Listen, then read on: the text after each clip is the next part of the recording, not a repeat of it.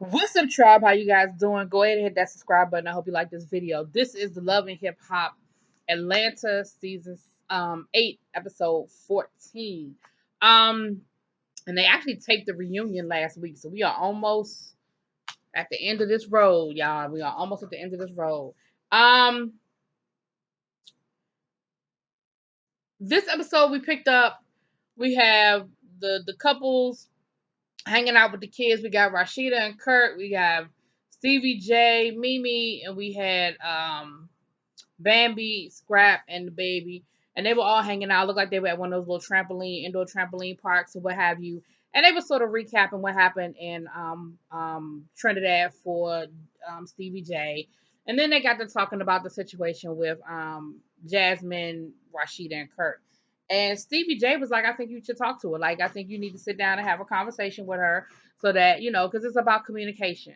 And of course, Stevie J tried to make it seem like, well, we were able to talk some things out. And Mimi was like, yeah, all right, whatever. We in a better situation now because of Faith. Faith is the mediator. Because if it was just me and him one on one, we'd have some problems.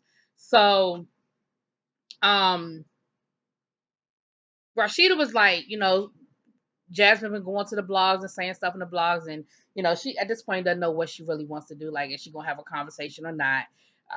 But she's still thinking about it. Kirk's like, you know what? I'm just happy to be here because I should have said something. I didn't say something, but at this point, it just is what it is. Like, I'm just tired. So,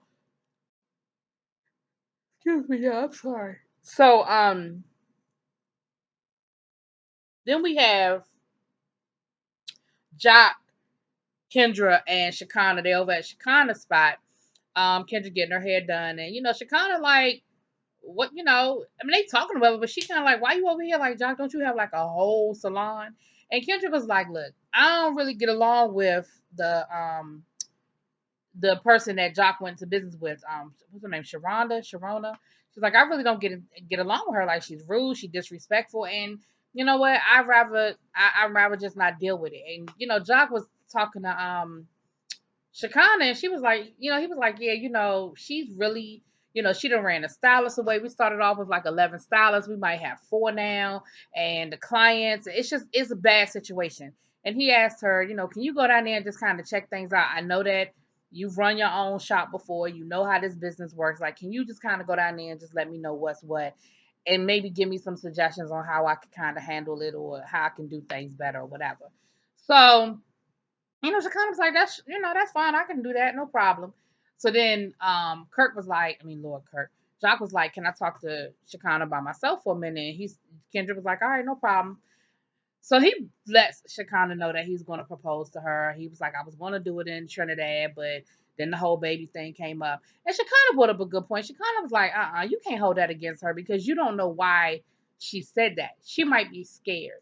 She may be, worried that you're going to dog her out like you done dogged out your other women, and then she just be another baby mama. Like, she's young. She got her own mind. She's a lawyer. She's smart. Like, you don't know why she said that. And you need to have the conversation, but don't let that be the reason why you don't, you decide not to marry her because, like, for real, that's the best thing that ever happened to you. And he was like, she right, she right. So he said that, he said he was still going to ask her to marry him. He just had to figure out, how he was going to do it now that they're back from Trinidad or whatever. So then we have Mimi, Carly, and Sierra talking. Carly is getting ready to take her sexology exam. Is that a thing? Sexology? Become a sex expert?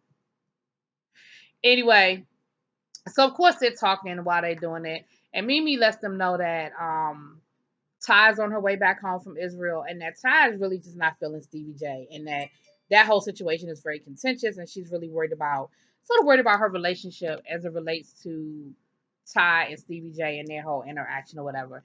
And then Carly opens up and talks about things with her and Memphis Mo.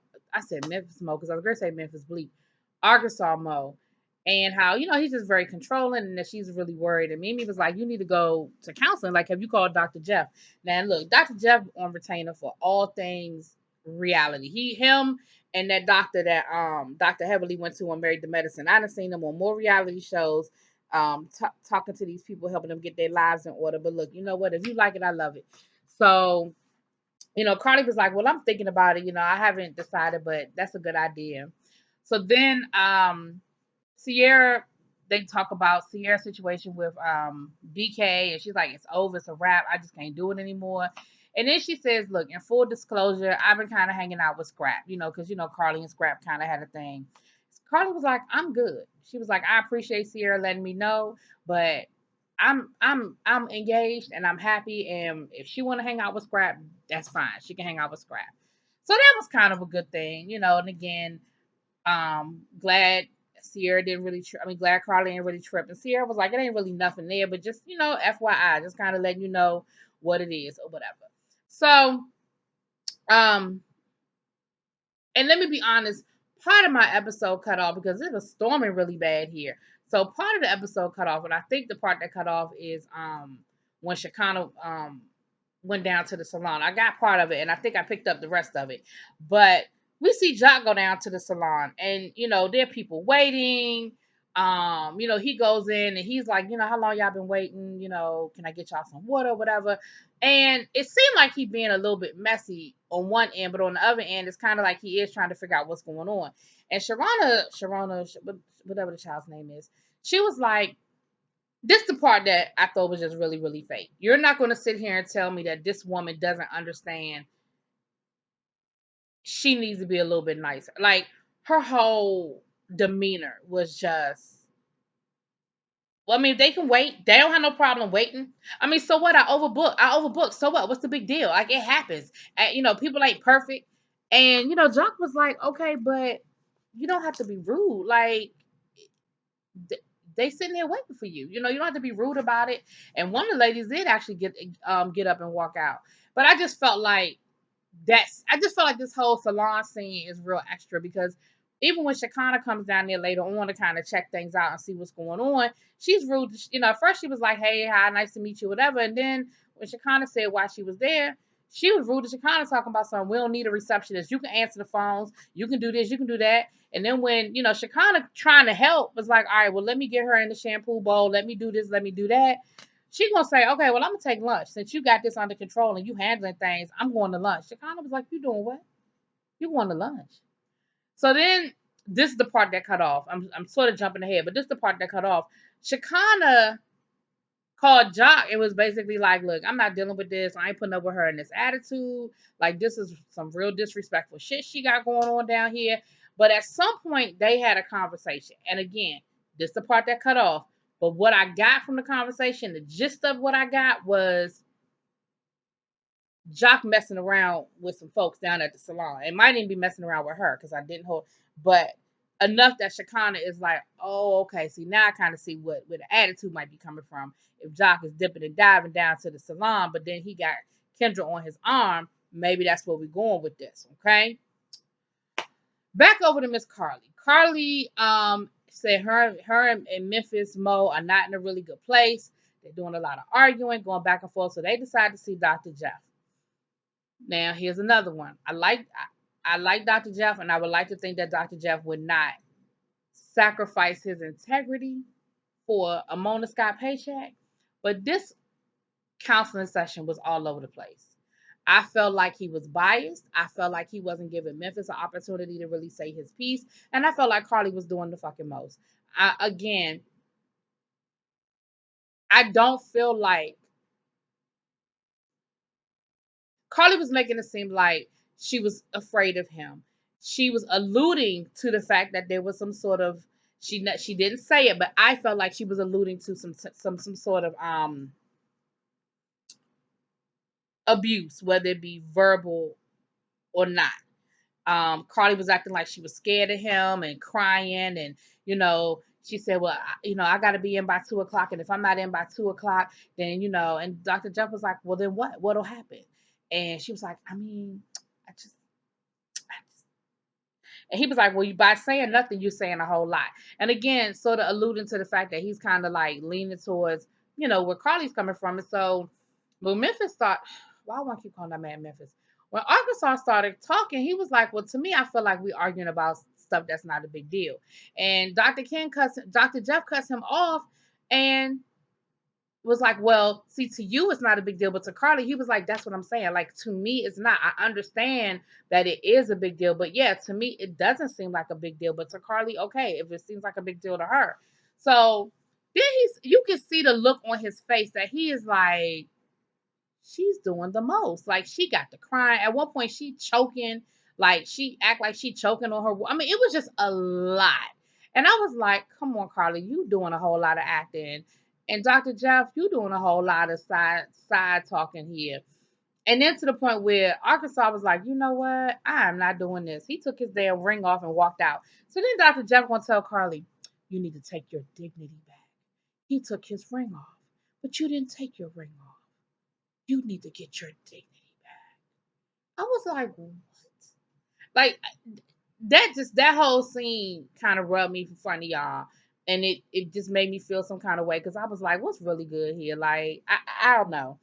I just felt like Carly was doing the most. I really did. And I'm not saying that there isn't some of that going on because it may very well be, but I don't know. It didn't rub me as authentic. I'm gonna just leave it at that. Then we got another crazy. BK shows up at Sierra house. Sierra opened the door talking about something, what you want. He did to get his dog. Mimi asked her about that daggone dog early on, and she was like, that's my dog now. So he used the dog as an excuse to see Sierra. He wanted to see Sierra, talking about how he missed her and all that other stuff. But then the minute Sierra gave him an attitude, then all of a sudden, she a stank bitch this, and she ain't that, and she this, and she sleeping around with all these different men. I mean, they going at it, and of course, here comes security coming out of nowhere. Um, just as soon as he about to come at her, then here comes security flying out the sky, or whatever. I was like, what is what? Like he went from 0 to 100, like out of nowhere. It was what what you don't miss me. Well, fuck you, then, bitch. Da, da, da, da, da. You just sleeping around with everybody. I was just like, well, what we doing with it? So anyway, then we have the men hanging out. We got Jock, we got Kurt, we got Scrap. Um, um, Little Scrappy came along a little bit later on. He said Breland had a doctor's appointment, so he was a little bit late getting there. But and they ain't talking about a whole lot of nothing. They pretty much just kind of talking about what we already know. But they doing that guy thing about it, talking about Jock problems at the salon, talking about Kurt problems with Jasmine, talking about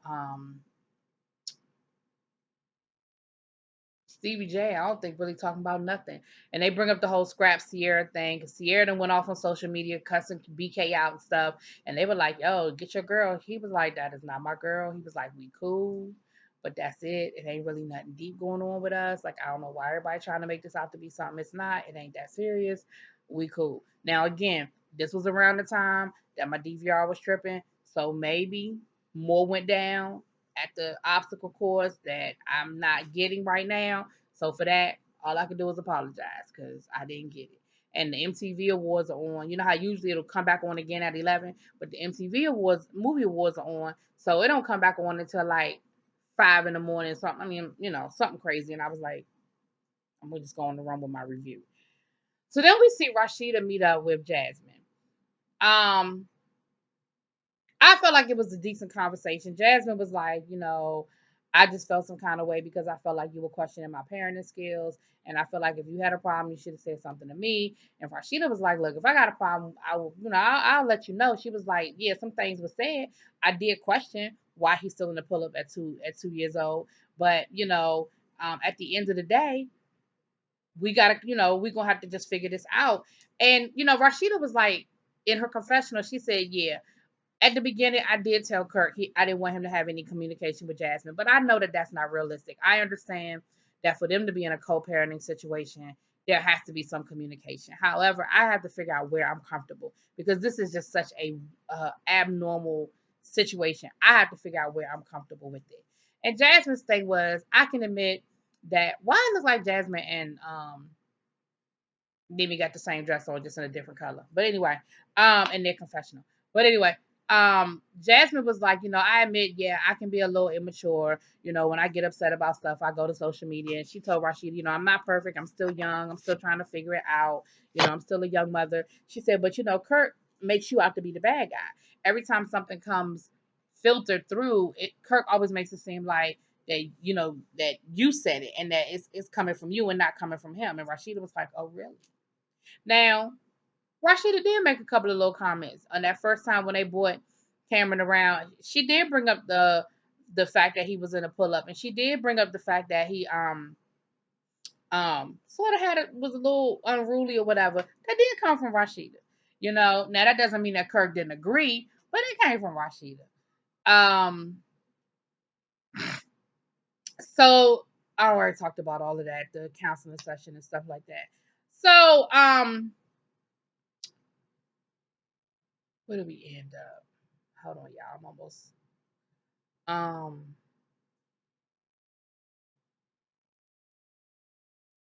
yeah, that's pretty much where we leave off. Yeah, that's pretty much where we left off. So I kind of talked out of order, so I had to make sure I covered everything. But that's pretty much where we left off. So y'all let me know what y'all think. Drop it in the comments. Peace.